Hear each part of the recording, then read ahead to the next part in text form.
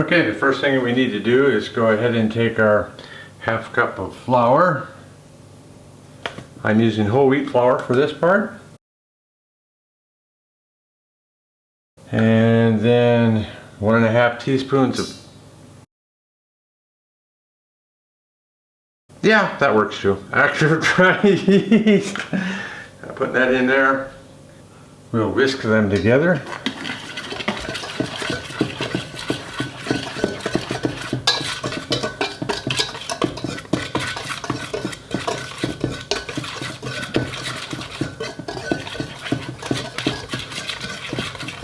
Okay.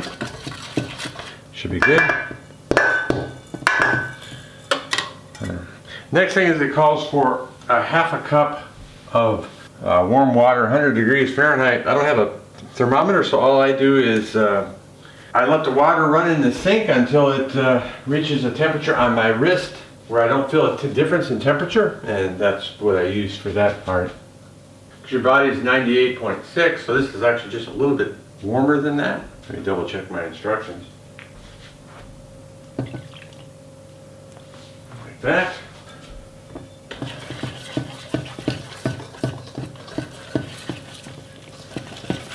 Probably, oh crap, shouldn't have used this to stir it with. This is not going to work well. I gotta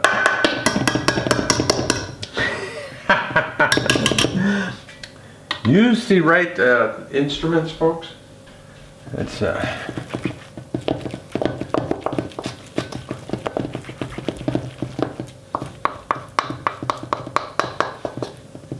whoops. That should be good. I'm gonna get this all down one formation here.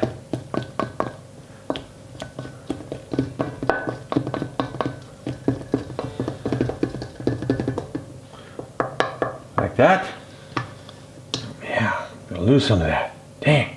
Next thing we're gonna do is cover and let set for 30 minutes. Now I've been watching some other videos and stuff like that, and a lot of times we just use a clean cloth to cover it, but something else that I saw that I kind of like, if I have it, plastic wrap. You can put that over the top. Alright, so I'm going to use my wife's apron. That's clean. I'm going to cover it. I'm going to put this in a warm place. So I'm going to put it in my home office. I've turned the heater on in there to make sure the room is warm and not cool, since it's a little cool here in Germany. So we'll put it there for 30 minutes. So 30 minutes, timer. We'll see you back here. All right, it's 30 minutes later. We've brought the mixture back here and we put it on the countertop here. You can see it's risen somewhat. I'm supposed to have done this in a large bowl, which I did not. I thought this was a large bowl. It's not. This is the large bowl. So I guess this video will be how not to do make no-knead beer bread.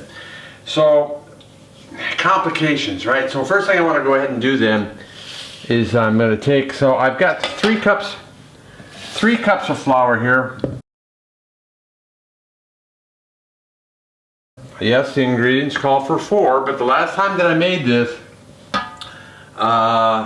it was way too dry and I ended up adding beer to it. So the first thing I want to do is go ahead and add our teaspoon of salt here to this. And kind of incorporate it into the flour.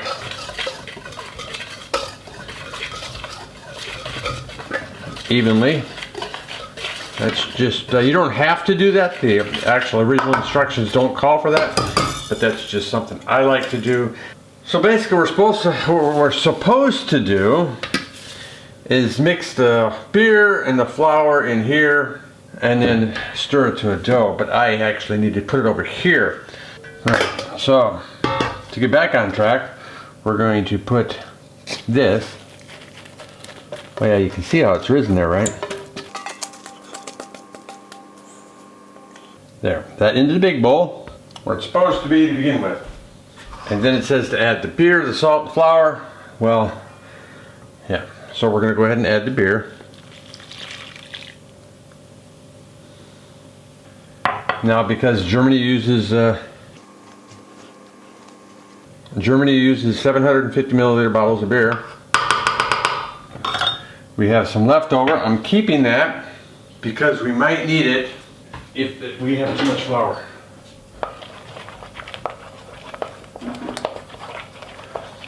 So we got the beer in there. Now I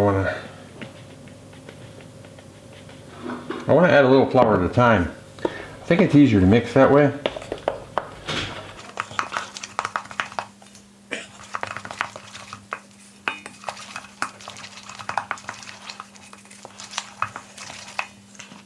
And like I say, we've only got 3 cups of flour in here, as I found 4 cups seemed to be too much last time.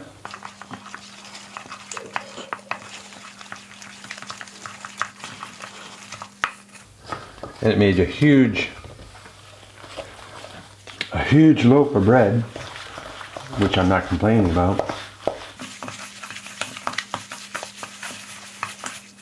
See, but even here this time, I don't think we're going to need 4 cups. Look at this.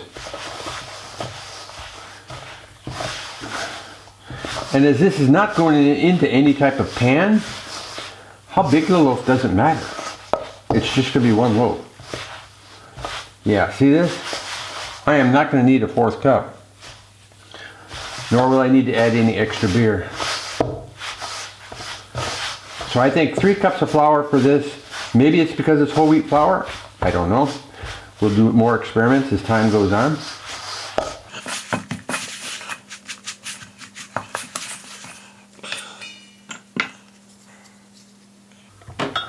Let me, it doesn't call for this, but I like it to be evenly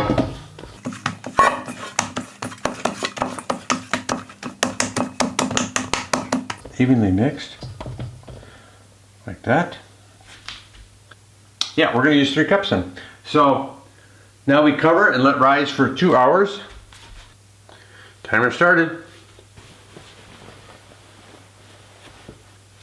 Oh, no reason to let the beer go to waste.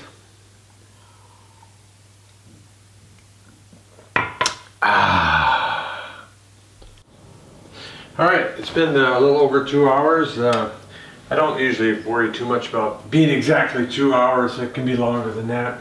That's not a problem. You can see here it's raised rather well. Just a caveat.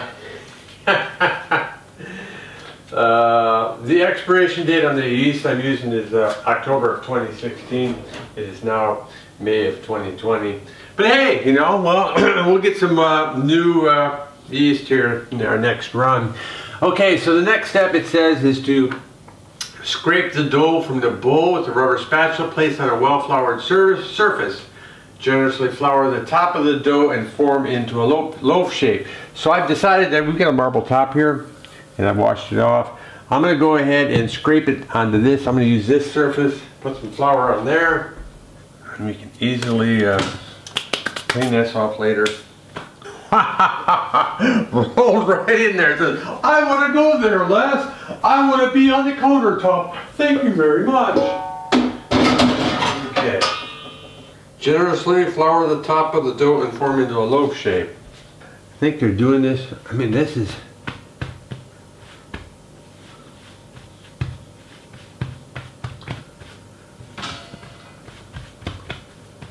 right? Loaf shape, right?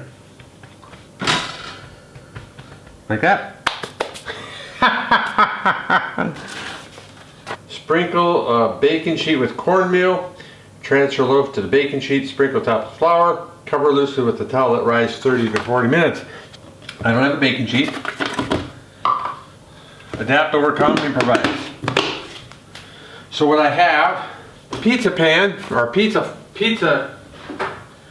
What we cook our pizza on, and I'm going to put some baking paper on top of it. Alright, we're back. We got our pizza pan. We're improvising. We'll buy some baking sheets next couple weeks. So next time you see me using next time we make bread, we'll actually have a baking sheet put on. We'll actually get some cornmeal. Some cornmeal to put down to keep it from sticking. But what I found when using these baking paper, you don't really need to worry about that. We can throw a little flour on here.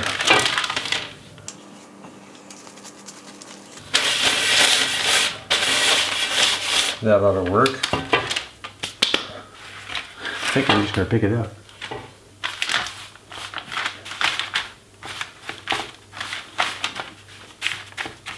You thought I was joking. Alrighty. Cover loosely with a towel and let it rest for 30 to 40 minutes. We use Mrs. W's apron again. And we'll put it in the spot where we've been putting it, let it raise for another 30 to 40 minutes. We'll see you, here you go. Preheat the oven to 220. I already have a pan of water, hot water in the bottom here, as it prescribes to do. All right, we're back. Oven should be preheated by now. We keep preheated at 220.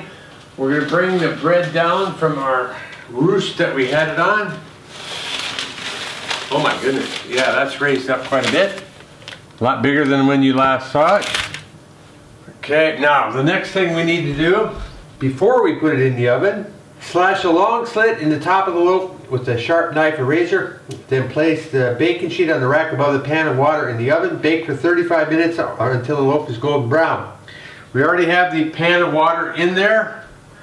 Now, one of the things I saw, we need to make sure we have a sharp knife. I'm going to sharpen this knife a little bit before I use it.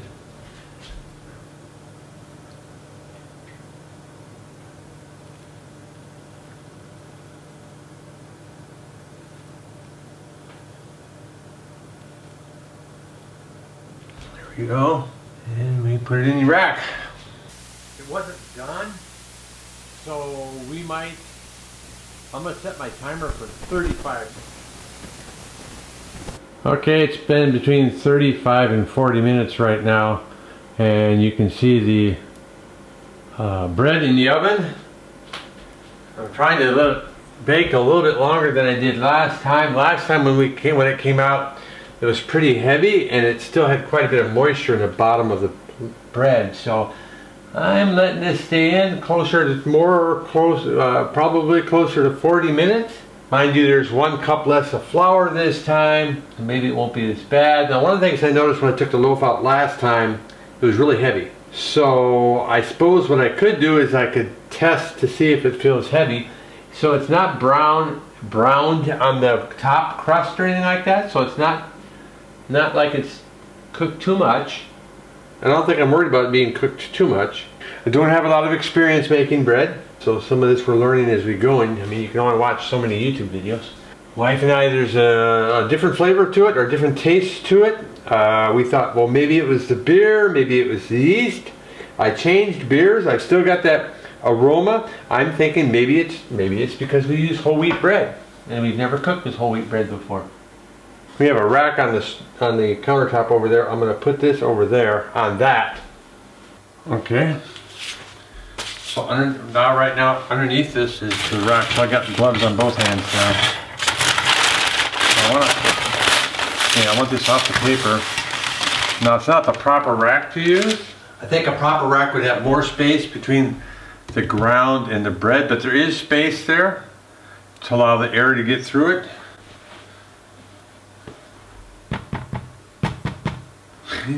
Alrighty. Well, the next time we stop, we'll cut it open and let you see what it looks like. But we'll do that after it's cooled down. Okay, I don't know about anybody else. So what I did to give me more space underneath here is I went ahead and put it on my gloves, so I could at least have some more airflow underneath. But I can't wait any longer. I want to see how it tastes.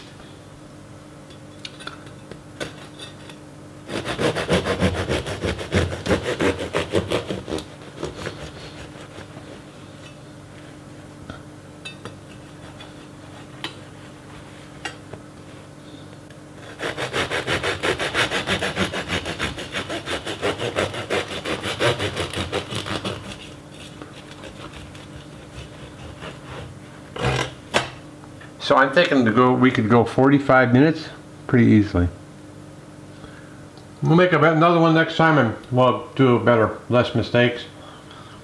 So if you like the video, hit the subscribe button, like it, and we'll be bringing you more bread products like French baguettes, bread like this, no pan, all good stuff.